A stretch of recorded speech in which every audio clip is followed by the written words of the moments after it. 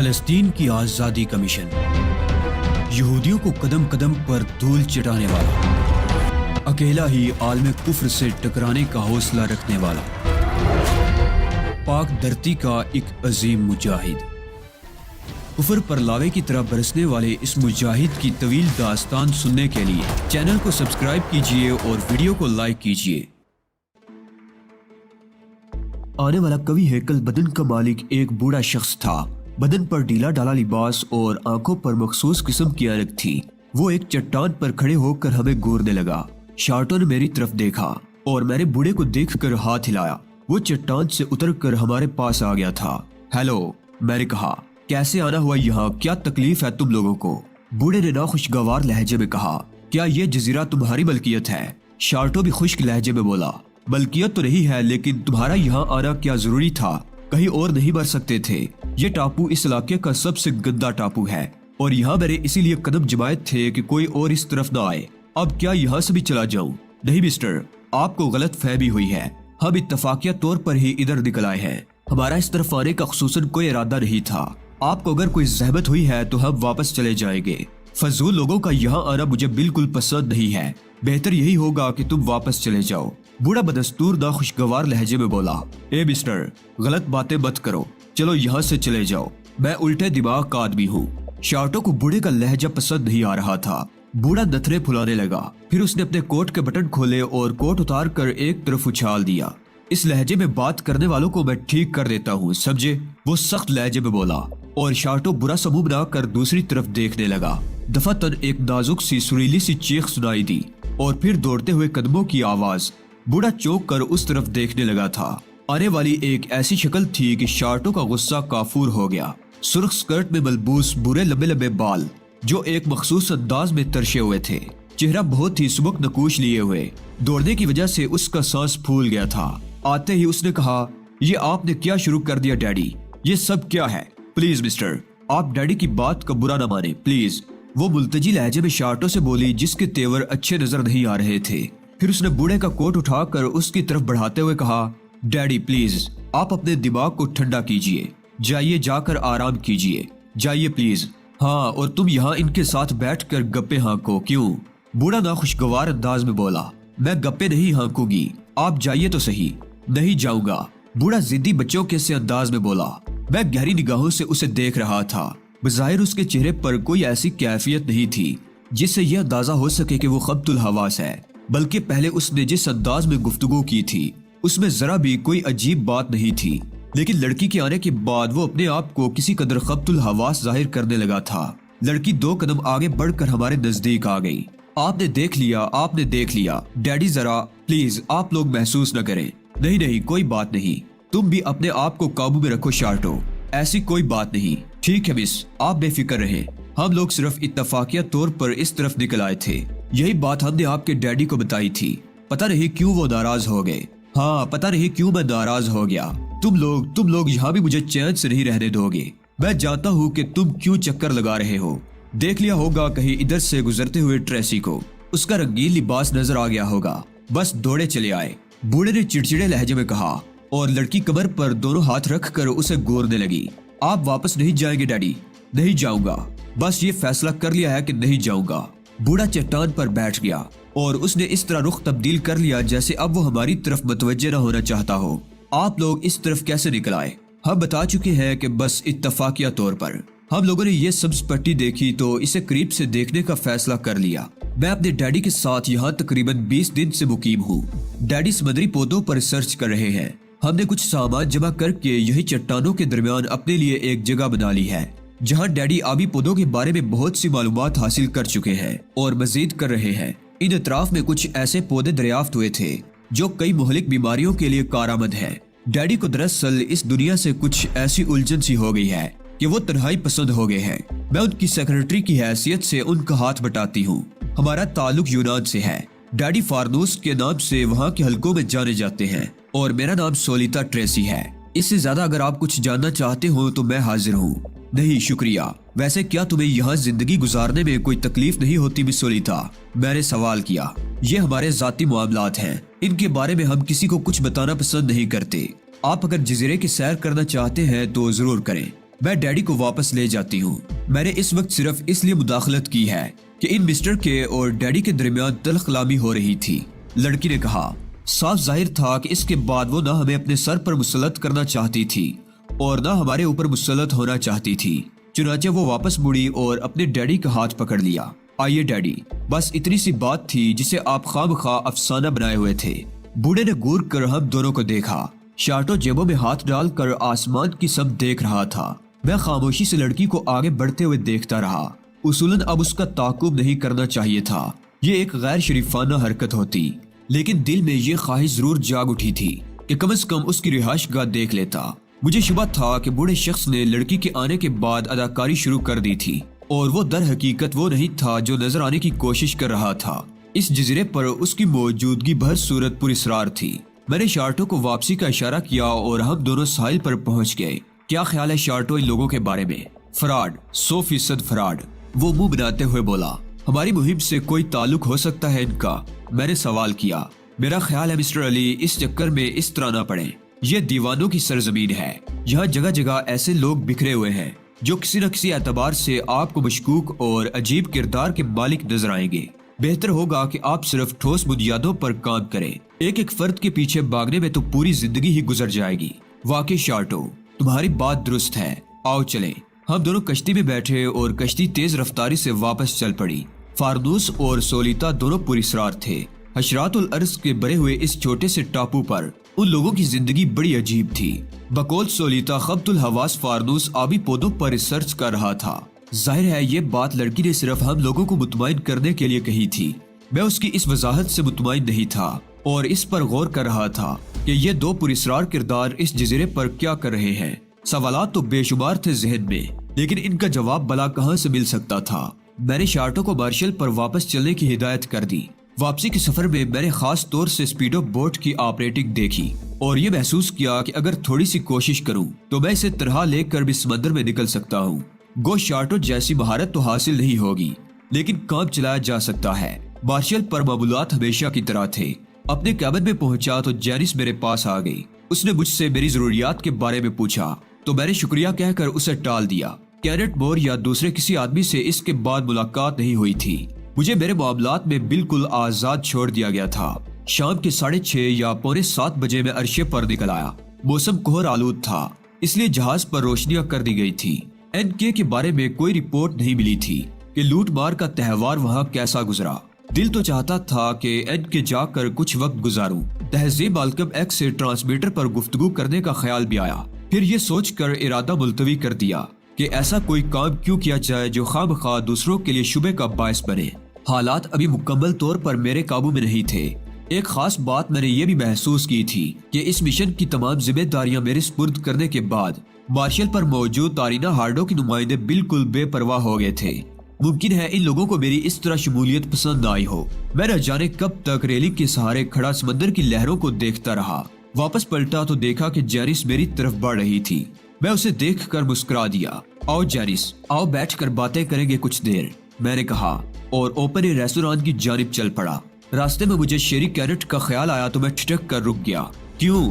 Jeans نے سوالیہ نگاہوں سے میری طرف دیکھا۔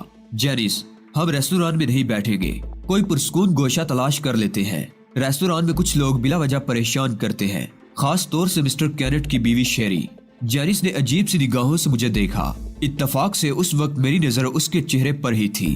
اس نے جھجک کر نگاہیں جھکا لی، لیکن اس کے دیکھنے کے انداز میں کوئی ایسی ہی بات تھی کہ مجھے چونکنا پڑا۔ کیوں جینس، تم کچھ کہنا چاہتی تھی؟ میں نے اس کے ساتھ آگے بڑھتے ہوئے کہا اور عرشے پر ایک گوشے میں ریلنگ سے ٹک گیا۔ نہیں مسٹر علی، کوئی بات نہیں، بس موسم کے بارے میں سوچ رہی تھی۔ جینس نے جلدی سے کہا۔ تم اگر بوریت محسوس کر رہی ہو جینس تو میں تمہیں اپنے ساتھ رہنے پر مجبور نہیں کروں گا، کوئی خاص کام بھی نہیں ہے مجھے تم سے، میں نے کھردرے لہجے میں کہا اور جینس عجیب سی نگاہوں سے مجھے دیکھنے لگی۔ میں نے اپنا رخ اس کی طرف سے تبدیل کر لیا تھا۔ آپ کچھ ناراض ہو گئے مسٹر علی؟ نہیں، اسے ناراضگی نہ کہو، ہم لوگ اجنبی ہیں، ضرورت کے علاوہ اور کیا گفتگو کر سکتے ہیں؟ کسی کی ذاتیات کے بارے میں کچھ کہنا مناسب ہوتا ہے کیا؟ یہ فیصلہ خود ہی کیا جاتا ہے، میں نے جواب دیا اور وہ مسکرا دی۔ چند لمحے خاموشی سے مجھے دیکھتے ہوئے مسکراتی رہی، پھر بولی، وہ بری عورت ہے، بول رہی ہوں تو اب کھل کر ہی بولوں گی، بہت بری عورت ہے وہ۔ بنسل گرین کا آج تک کوئی پتہ نہیں چل سکا۔ وہ اسی کا شکار ہوا تھا۔ اسے کسی ایسی جگہ ڈبو کر مارا گیا ہے جہاں سے اس کی ہڈیاں بھی دستیاب نہ ہو سکے۔ کون تھا وہ؟ مسٹر کینٹ کا اسسٹنٹ اور ان کی بیوی کا منظور نظر، شیری کا۔ ہاں، اور یہ بات سب جانتے ہیں، لیکن شیری نے اسے کیوں قتل کر دیا؟ اس لیے کہ وہ اسے پسند نہیں کرتا تھا، جینس نے کہا اور پھر ادھر ادھر دیکھنے لگی۔ یہ شبہ صرف تمہیں ہے یا دوسرے لوگوں کا بھی یہی خیال ہے؟ خود مسٹر کینٹ بھی اسی شبے کا شکار ہے۔ میں نے اپنے کانوں سے ان کی گفتگو سنی ہے، لیکن شیری ان پر حاوی ہے۔ مسٹر کینٹ ان لوگوں میں سے ہے جو بیویوں سے ڈرنا ضروری سمجھتے ہیں۔ اس قتل کے سلسلے میں چھان بھی نہیں ہوئی؟ میں نے سوال کیا۔ ہوئی تھی، لیکن قتل ثابت کہاں ہوا؟ وہ تو لاپتہ تھا۔ مسٹر مور آ رہے ہیں، جینس نے کہا اور گفتگو کا سلسلہ منقطع ہو گیا۔ شیری کی شخصیت کا یہ نیا پہلو میرے علم میں آیا تھا۔ کچھ عجیب سی عورت تھی، ذہنی مریضہ معلوم ہوتی تھی، لیکن یہ بھی کیا ضروری تھا کہ ان لوگوں کا اندازہ درست ہو؟ مور کسی خاص مقصد سے نہیں آیا تھا۔ تھوڑی دیر میرے پاس رک کر ادھر ادھر کی باتیں کرنے لگا، پھر آگے بڑھ گیا۔ میں بہت سے خیالات ذہن میں لیے ریلنگ سے ٹکا سوچتا رہا تھا۔ سولیتا اور فاردوس کا خیال کئی بار ذہن میں آیا، شارٹو کی ہدایت بھی یاد آئی۔ پھر خیال آیا کہ اب کچھ ہونا چاہیے۔ اگر یوں ہی ہاتھ پر ہاتھ رکھے بیٹھا رہا تو میری حالت بھی ان لوگوں سے مختلف نہیں ہوگی جو آج تک حال جوشیوں کے خلاف یہاں مصروف عمل رہے ہیں۔ میں واپس اپنے کیبن کی جانب چل پڑا، لیکن ابھی کیبن کے نزدیک پہنچا بھی نہیں تھا کہ دفعتاً چونکنا پڑا۔ یقیناً وہ شیری ہی تھی، تیراکی کے مختصر سے لباس میں ملبوس۔ اس نے دونوں ہاتھوں میں ربر کی ایک چھوٹی سی کشتی اٹھا رکھی تھی جس میں پوری طرح ہوا بھری ہوئی تھی۔ وہ انجن روم کے اوپر سے گھوم کر دوسری طرف نگاہوں سے اوجھل ہو گئی۔ میرے ذہن میں اچانک ایک برق سی کود گئی۔ دوسرے ہی لمحے میں اپنے کیبن کی طرف بھاگا۔ کیبن میں پہنچ کر نہایت افراتفری کے عالم میں جس قدر جلد ممکن ہو سکتا تھا میں نے سوئمنگ سوٹ پہنا اور ہر طرح سے تیار ہو کر باہر نکلایا۔ عرشے پر پہنچ کر میں نے تاریک بادلوں کی چھاؤں میں ادھر ادھر نگاہ دوڑائی تو شیری کی چھوٹی سی کشتی جہاز کے مخالف سمت تیرتی ہوئی نظر آ گئی۔ بس ایک ضد سی ذہن پر سوار ہو گئی تھی، ورنہ اس کوہر آلود رات میں سمندر میں اترنا مناسب نہیں تھا۔ میں نہایت خاموشی سے پانی میں اتر گیا اور تھوڑا فاصلہ رکھ کر اس کشتی کا تعاقب کرنے لگا۔ میں بہت محتاط اور چوکنا رہ کر تیر رہا تھا۔ میں نے سن رکھا تھا کہ اس علاقے میں آدم خور مچھلیاں بھی پائی جاتی ہیں، لہٰذا کسی بھی لمحے مجھے کوئی خطرہ پیش آ سکتا تھا۔ لیکن شیری کے بارے میں میرے ذہن میں جو شبہات پیدا ہو گئے تھے ان کی وجہ سے مجھے یہ خطرہ مول لینا پڑا۔ یہ تعاقب بہت زیادہ طویل نہیں ثابت ہوا۔ ربر کی کشتی ایک چھوٹے سے ٹاپو کی طرف بڑھ رہی تھی جس پر کچھ درختوں کے ہیولے نظر آ رہے تھے۔ ٹاپو کے نزدیک پہنچ کر شیری کشتی سے اتر گئی اور کشتی کو اٹھا کر ریت پر ڈال دیا۔ میں بھی نہایت احتیاط سے ساحل پر پہنچ گیا اور شیری پر نگاہ جمائے ہوئے اس کا تعاقب کرنے لگا۔ شیری چند لمحے ریت پر کھڑی ادھر ادھر دیکھتی رہی۔ میں نے اس وقت اپنے آپ کو ایک جگہ ساکت کر لیا تھا، پھر وہ وہاں سے آگے بڑھ گئی۔ اس چھوٹے سے ٹاپو کو میں نے دن کی روشنی میں دیکھا تھا۔ یہ واحد ٹاپو تھا جو مارشل سے بہت زیادہ قریب تھا۔ شیری وہاں سے آگے بڑھی اور تھوڑی دیر کے بعد وہ ایک درخت کے نزدیک پہنچ گئی۔ چند لمحے درخت کی آڑ میں رہنے کے بعد جب وہ دوبارہ آگے بڑھی تو میں نے دیکھا کہ وہ اب ایک باقاعدہ لباس میں ملبوس ہو چکی تھی۔ یہ لباس وہ ساتھ لائی تھی یا یہیں سے اس نے حاصل کیا تھا، یہ میں نہیں سمجھ سکا۔ شیری کا تعاقب پھر سے شروع ہو گیا۔ وہ درختوں کے اس جھنڈ کی جانب جا رہی تھی جو ایک چھوٹی سی کھاڑی میں نظر آ رہا تھا۔ کھاڑی کے کنارے درختوں سے ڈھکے ہوئے تھے۔ شیری وہاں ایک چٹان پر بیٹھ کر کچھ کرنے لگی۔ میں انتہائی محتاط انداز میں آگے بڑھ کر اس کے بالکل نزدیک پہنچ گیا۔ تب مجھے شیری کی ہلکی ہلکی آواز سنائی دی اور یہ اندازہ لگانے میں مجھے کوئی دقت نہیں ہوئی کہ وہ ٹرانسمیٹر پر کسی سے گفتگو کر رہی ہے۔ کھاڑی میں مجھے ایک چھوٹی سی سفید موٹر بوٹ ڈولتی نظر آ رہی تھی جو رسے کے ذریعے ایک درخت کے تنے سے بندھی ہوئی تھی۔ ایک لمحے کے لیے میرے ذہن میں ایک نیا خیال آیا۔ میں نے ادھر ادھر دیکھا اور پھرتی سے سیاہ اور بدشکل چٹانوں کی آڑ لیتا ہوا کھاڑی کے نچلے حصے میں اترنے لگا۔ پھر مجھے پانی میں اترنا پڑا تھا کیونکہ اس کے بغیر میں موٹر بوٹ تک نہیں پہنچ سکتا تھا۔ موٹر بوٹ کے کنارے پکڑ کر صرف ایک لمحے کے لیے میں اوپر ابھرا اور پھر موٹر بوٹ میں اتر گیا۔ اب مجھے چھپنے کے لیے کسی ایسی جگہ کی تلاش تھی جہاں سے مجھے دیکھا نہ جا سکے، اور یہ جگہ سوائے اس چھوٹے سے رسیوں کے ڈھیر کے اور کوئی نہیں ہو سکتی تھی جو ایک سمت پڑا ہوا تھا۔ رات کی تاریکی نہ ہوتی تو رسیوں کا یہ ڈھیر بھی مجھے چھپانے میں ناکام رہتا کیونکہ اس کا حجم زیادہ نہیں تھا۔ میں رسیوں کے ڈھیر کے ساتھ اس طرح مڑ توڑ کر لیٹ گیا کہ بادی النگاہ میں مجھے دیکھا نہ جا سکے۔ رسیوں کو میں نے اپنے اوپر کسی حد تک پھیلا لیا تھا۔ امکان یہی تھا کہ شیری اس موٹر بوٹ پر ضرور آئے گی، لیکن اگر وہ نہ آتی تو پھر جو ہوگا دیکھا جائے گا۔ میرا اندازہ غلط نہیں نکلا۔ تھوڑی دیر بعد ہی شیری سنبھل کر نیچے اترتی ہوئی نظر آئی اور بالآخر موٹر بوٹ تک پہنچ گئی۔ یہاں تک پہنچنے کے لیے اسے پانی سے نہیں گزرنا پڑا تھا، क्योंकि मोटर बोट एक दरख्त के सहारे बंधी हुई थी। उसने रस्सी खोली और फिर इंजन स्टार्ट करके बोट आगे बढ़ा दी। मैं अपने आप को अच्छी तरह से संभाले हुए था। उस वक्त इसका मौका भी नहीं था कि गर्दन उठाकर अतराफ का जायजा ले सकूं। खामोश उसी जगह सांस रोके पड़ा रहा। मोटर बोट का सफर थोड़ी देर के बाद खत्म हो गया। इंजन बंद हो चुका था। फिर वो एक हल्के से झटके से रुक गई। शेरी नीचे उतरी और उसने जोर लगाकर बोट को रेत पर चढ़ा दिया। फिर वो बोट से आगे बढ़ गई। मैं चाहता था कि वो कुछ दूर निकल जाए तब बाहर निकलूं। इसके लिए चंद लम्हे मुझे इंतजार करना पड़ा। फिर मैं भी मोटर बोट से बाहर निकल आया। उस जजीरे को देखते ही मुझे अंदाजा हो गया कि ये जगह मेरे लिए अजनबी नहीं है। शार्टो के साथ मैं यहाँ आ चुका था और यही मेरी मुलाकात फारनूस और सोलिता से हुई थी। शेरी मेरी निगाह में पुरस्रार हो गई। वो दरख्तों में गुम हो गई थी। मैं एक समत इख्तियार करके आगे बढ़ गया और उसे तलाश करता हुआ काफी दूर निकल आया। दरख्तों के झुंड, उनके दरमियान चट्टानें, लेकिन शेरी कहीं नजर नहीं आई। बोट से उतर कर न जाने उसने कौन सी समत इख्तियार की थी। इतनी दूर तक आने के बावजूद उसके नजर न आने का मतलब यही हो सकता था कि मैंने सही समत नहीं इख्तियार की है। मैं रुक कर इधर उधर देखने लगा। फजा खासी कोहर आलूद थी। अंधेरी रात में ज्यादा दूर तक देखना वैसे भी मुमकिन नहीं था। मैंने समत बदलने का फैसला कर लिया। मेरे लिए अब ये मालूम करना बहुत जरूरी हो गया था कि वो यहाँ क्या करने आई है। फारनूस के उससे राब्ते का अंदाजा तो उसके यहाँ आने से ही हो गया था। मैं एक चट्टान से नीचे उतरा ही था कि दफातन एक हल्की सी आवाज सुनाई दी और इसके साथ ही चट्टान की चंद किरचियां टूट कर बिखर गईं। ये हल्की सी आवाज किसी कदर मोहलक खतरे का सबब थी। इसका अंदाजा पहले नहीं हो सका था, लेकिन अब मैं इसे अच्छी तरह समझ चुका था। दूसरी आवाज उभरी और गोली मेरे पैर के बिल्कुल करीब जमीन से टकराई। मैंने बंदरों की तरह छलांग लगाई और फिर जहाँ गिरा था वो जगह भी फौरन ही छोड़ दी, वरना यकीनन 2 गोलियां मेरे जिस्म में पेवस्त हो चुकी होती। इसके बाद ही एक तेज सफेद रोशनी चमकी और मादूम हो गई। इस बार पलक झपकने की देर करता तो यकीनन उस साइलेंसर लगी राइफल का निशाना बन जाता जो मुसलसल मुझ पर गोलियां बरसा रही थी। अब इसके सिवा और कोई सूरत न थी कि बस अपनी जान की फिक्र करूं, क्योंकि मुझे देख लिया गया था। यहाँ रुकने की कोशिश करता तो घेर लिया जाता। चुनाचे बंदरों की तरह कलांचे मारता हुआ बोट की तरफ दौड़ा और उसके नजदीक पहुंचते ही उसमें कूद गया। तेज रोशनी कई बार चमकी और मैं हर बार उसकी जद में आया, लेकिन राइफल की गोलियां मुझे निशाना न बना सकी। मोटर बोट पहली कोशिश में स्टार्ट हो गई और मैंने उसे पूरी रफ्तार से आगे बढ़ा दिया। मुमकिन है ताकुब किया गया हो, लेकिन मैं इसका अंदाजा नहीं कर सका। मैं समंदर में दूर निकल आया। समुद्री रास्तों के बारे में मेरी मालूमात कुछ न थी और फिर यूं भी रात तारीख और कोहर आलूद थी, इसलिए सही सब नहीं तलाश कर सकता था। भर तौर अपने तौर पर कोशिश कर रहा था कि सही सब तलाश कर लूं, लेकिन इसमें सख्त दुश्वारी पेश आ रही थी। बिलाखिर काफी देर के बाद मार्शल नजर आया। उसे अच्छी तरह पहचानने के बाद मैंने बोट का रुख उसकी मुखालिफ समत कर लिया और पानी में छलांग लगा दी। अब बोट का कुछ भी हशर हो, मैं इस सिलसिले में कुछ नहीं कर सकता था। मैं मार्शल की तरफ तैरता रहा और फिर ऊपर पहुंच गया। मुकम्मल खामोशी और सन्नाटा छाया हुआ था। कैबिन में दाखिल होकर मैंने सुकून की गहरी सांस ली, फिर लिबास तब्दील किया और बिस्तर पर लेट गया। शेरी पहली मुश्तबा शख्सियत, लेकिन वो कैनेट की बीवी है। क्या कैनेट भी? मैंने सोचा, अगर ऐसा है तो फिर मेरी कामयाबी मुश्तबा है।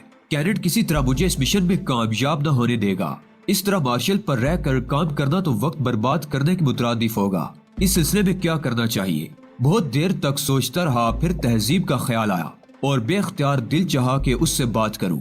ट्रांसमीटर ऐसी महफूज जगह छुपाया था मैंने कि उसे तलाश करना किसी दूसरे के लिए नामुमकिन था। उसे निकाल कर मैंने ऑन किया और तहजीब को कॉल करने लगा। दूसरी तरफ से काफी देर के बाद तहजीब की आवाज सुनाई दी थी। हेलो अली। हाँ तहजीब, मैं ही बोल रहा हूँ। सॉरी बेवक्त तुम्हें जगाया। अफसोस तो मुझे है अली कि मैं सो गई थी। तुमने बहुत अच्छा किया कि मुझे मुखातिब कर लिया। तुमसे बातें करने को जी चाह रहा था। कोई खास बात तो नहीं है तहजीब? मैंने पूछा। तुमसे बातें करना खास बात नहीं है क्या? वैसे दूसरी कोई खास बात नहीं है। कोई पैगाम हो तो बताओ। अभी नहीं तहजीब, चंद रोज और गुजर जाने दो। इसके बाद मैं मैडम हार्डो को रिपोर्ट पेश कर दूंगा। कैसी गुजर रही है मार्शल पर? बोर, समंदर गर्दी के अलावा कोई काम नहीं है। कामयाबी की कोई उम्मीद अभी तक नहीं। अब इतना आसान भी नहीं है। मैडम मार्टिना ने जोशियो के बारे में कुछ बातें बताई हैं। मैं तुम्हें उनसे आगाह करना चाहती हूँ।